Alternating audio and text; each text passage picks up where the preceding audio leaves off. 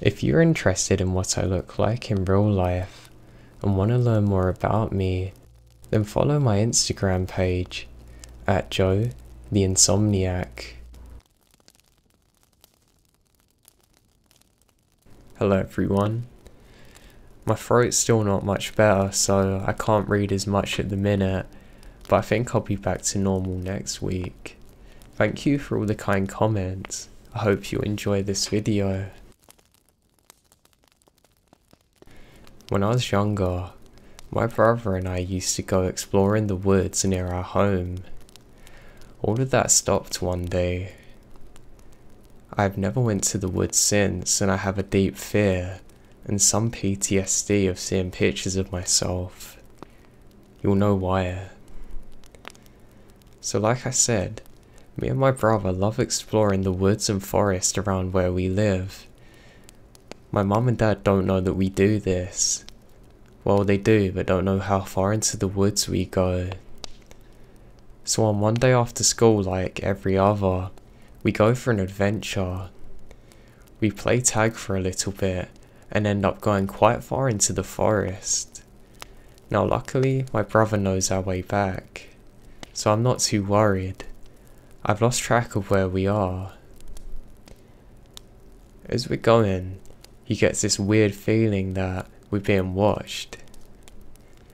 I said to him we should probably get back soon because it's getting dark and it's probably not safe, and that our mum and dad are gonna kill us if they know how far out we are.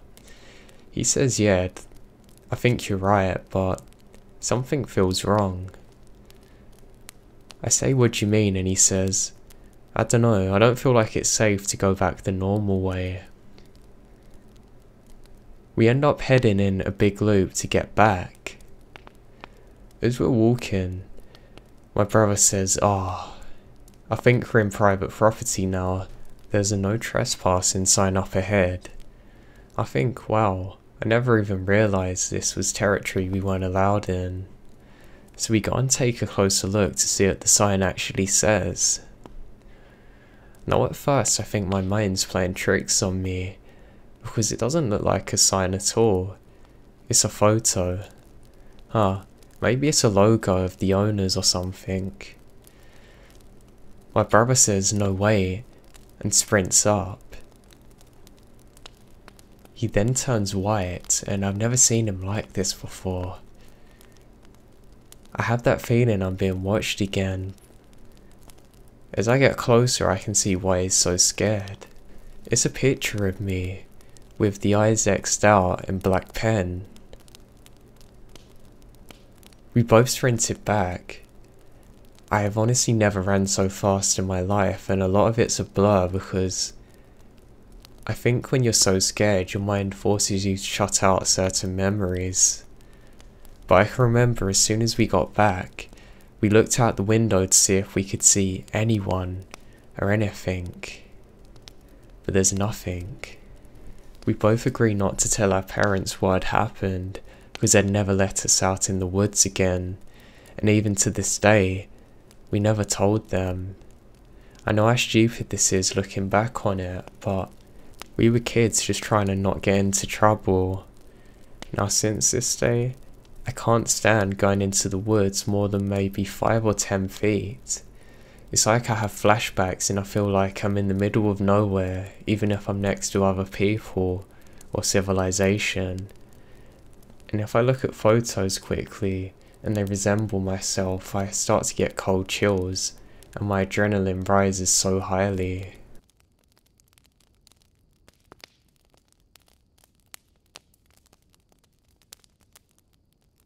About 3 months ago, my fiance and I were driving from Oregon to Arizona.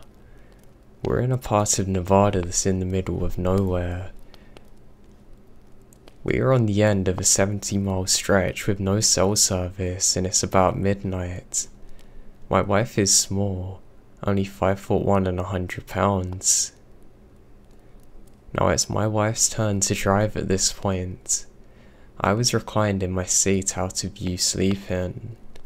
She shakes me awake and says, "This guy's been following me for a while." I glance behind and see a big truck only 10 feet behind us. I tell her to speed up, figuring he just wanted us to go faster, but he keeps the same distance from us. All of a sudden he shoots into the oncoming lane, overtakes us, then proceeds to slow in front of us, bringing his speed down to about 10. She backs off a considerable distance when he slams on his brakes and starts opening his door. At this point I sit all the way up and roll my window down. He spots me, slams his door shut and takes off. Now I'm not one to jump to conclusions, but if he didn't see me, he would have definitely tried to kidnap my wife. We're very shook up and go to report him to the police at the next gas station. My wife has never drove in the middle of nowhere alone again. I don't know whatever come of the police investigation either.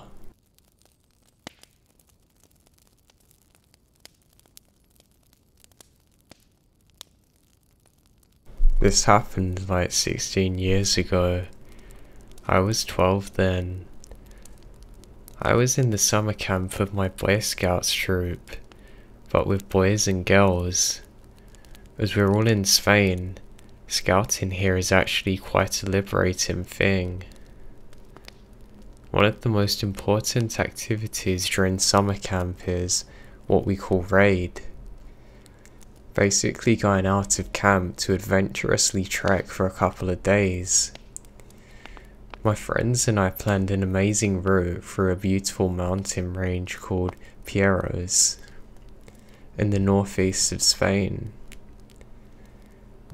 3 days walking, 2 nights sleeping out of the camp. My raid camp consisted of 15 boys and girls between 12 and 13.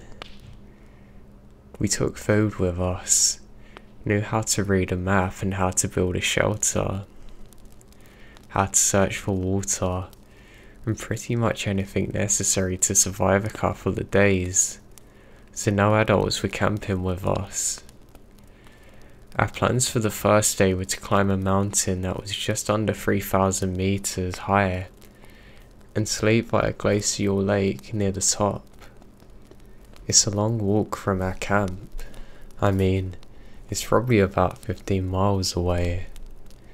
So at about 6, we decide we're not going to reach the lake at the time we predicted. We find a nice place to build a shelter, did it, cook some dinner, and we're in the middle of a beautiful mountain, about 6 miles from the nearest road. Let's add another 5 kilometers more for the closest village. We can't be happier.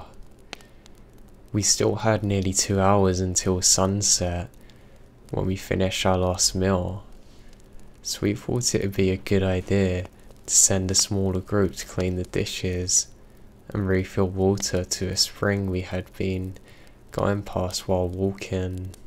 Now I volunteered to go, and 3 others joined.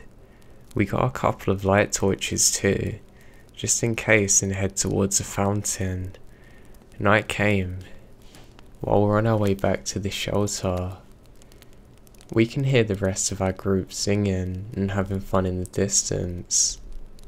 Suddenly, one of my friends stopped and pointed out something by the side of our trail. This wasn't there on our way down, I'm sure, he said. There was a light reflecting pole from the road torn into pieces. We went from being happy and relaxed to mildly scared, and rushed round to see where our friends are. We told them about our creepy finding that night. We were just kids, so fear escalates fast. Who could be hiding in the same mountain range we are, and why? 2 of the older guys, who are around 15, think it's a good idea to take a look around and try and calm us. Although being out there without them was even scarier, we also appreciated it. They went away with a light torch and a knife and whistle each. We remained seated inside the shelter, which was nothing more than a couple of tarps held together by sticks near a big boulder. Silent and scared, I remembered hearing quite a lot of sobbing around me. I was thinking that I didn't want to die there. One of the girls suggested we could sing and try and think of something else to try and take our minds off the situation. Some disapproved because we might not hear the whistles, but did so anyway. We spent about 10 or 20 minutes doing so. Then whistling interrupts our singing. We hear it more clearly. 2 whistles coming towards us at a really fast pace. I remember taking my knife from its sheath and keeping it in my hands. Luckily it's our friends. They arrived nervous and exhausted from the run. They told us they stumbled upon a long stick standing with lots of blood over it. More than what our nerves could stand. Most of us are crying, some praying. They then told us that they're going to go back and look for whoever's in the mountain with us and confront him. In case things go bad, we'll run somewhere else so he can't find you, one of them said. We asked them to stay, but nobody's able to move a finger to actually stop them from leaving. There was no more singing, only weeping and barely audible prayers. I don't want to die there. I want to see my family. After a while, we hear some noises, followed by the voices of our friends. They came back at a calm pace with relief in their faces. It's all just a misunderstanding, one explained. It's just a park ranger. We found him. He explained to us that he was just walking around as part of his duty, said the other. The bloody stick was just from a rabbit that he hunted for dinner. It's quite a relief. We relaxed. Someone even spoke about taking out our sleeping bags and going to sleep. That sounds wonderful, but it wasn't long until one of the old guys said he's a bit suspicious.